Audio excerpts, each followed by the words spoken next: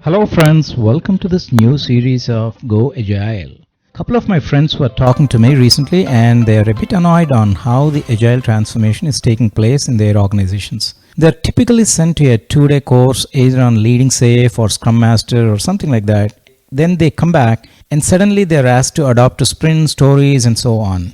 They start doing things for the sake of doing it, and before they really understand some basics as to why they should do in a certain way or even why they should even do it in the first place, a lot of time is wasted and so much happens. Chaos, confusion, mismatch in expectations, resulting in a very expensive transformation. That prompted me to start this series.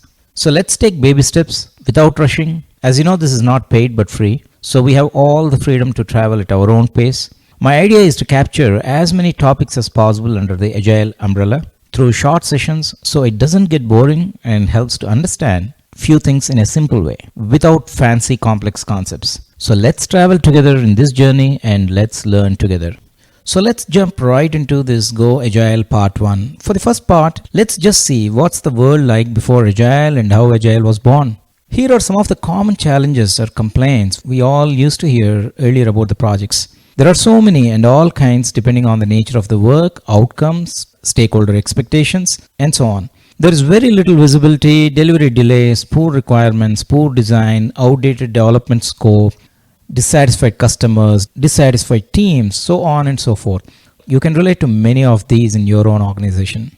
Most of the companies used to develop their products in the traditional waterfall style using a phase gate approach. So when one phase is completely over, then you open up the next gate and carry on like a sequential relay race, right? The market requirements, mainly when it comes to new product development, have not only changed over the years, but also became very aggressive.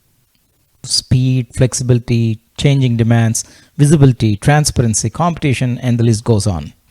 Challenge with that old model is, by the time you complete releasing a new product, it's already outdated or your competition has come out with a much better product. So all the efforts literally go down the drain. Some of the companies like Honda, 3M, NEC, etc., they started showing innovation through different ways, but certainly must have done something to its new product development initiatives. Broadly, they looked at their development process and explored what changes to be brought in. So they first started experimenting some sort of overlaps in the traditional sequential process. They saw some success and slowly increased that and moved to extended overlaps. Different companies started different new models or methodologies of how they can change the traditional development models. Just to see a couple of examples, Xerox tried a method wherein they gave 2 years time to a product team and gave all the freedom and flexibility. But they said we need a particular exact same machine with the same efficiency, but the cost of production should be half. In a way, they just forced their product teams to go figure out a way to accomplish the results. It's like once a senior Honda executive commented that it's like putting all developers on second floor and asking them to get down without a ladder. So sometimes we believe when the conditions are tough, people excel. If you see 3M, they spend almost 6% of their overall revenues in R&D, which tells they are so ambitious to figure out a way to constantly release new products, improve efficiencies and effectiveness. It's amazing to note that 25% of their new sales all come from new product launches. Don't you think it's phenomenally high? So just quoting few examples, there may be other cases, but our objective is not to analyze that part here. So these are some of the indications how companies tried changing the traditional models and tried to find newer models and frameworks. That said, let's see how this agile thing was born.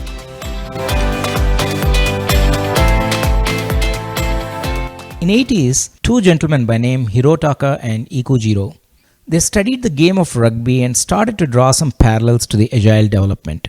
You might have heard the term Scrum, like Scrum Team, Scrum Master, etc., right? Do you know where this word Scrum came from? It is after the word scrummage that is used in rugby game. Basically in rugby, the concept is that the entire team tries to move forward with the ball. Every time they lose it or drop it, they start again. We are not analyzing the entire game of rugby here, but trying to understand how that word Scrum found its entry into this agile process. So this process of the team getting ready again and starting it all over is called scrummage in the rugby game. So they took the same concept of frequent starts and named it Scrum in agile world. That is what you see like 2-week sprints or whatever, and then you start again, right? Every 2 weeks you start a new sprint. That's clear, right? Anyways, so these two gentlemen researched a lot of companies, interviewed, and then took out some of the common attributes that are clearly visible in a successful organization which is thinking agile. They published a famous paper called the new product development. I'm saying like new product development, meaning the new way or new nature of new product development. How typically we perceive the new product development and the old way versus the new way. So these are the new rules of the game that if an organization wants to be successful and lead the industry, they might already be following some of these. For now, we are not going deep into these topics for this episode, but just at a high level, just try to understand these are some of the fundamental principles they covered in defining the new product development. And we already touched on some of them in the previous slide, and if you want to hear it again, you please feel free to go back and listen to that again. So friends, let's start the first part of Go Agile here so it doesn't get boring.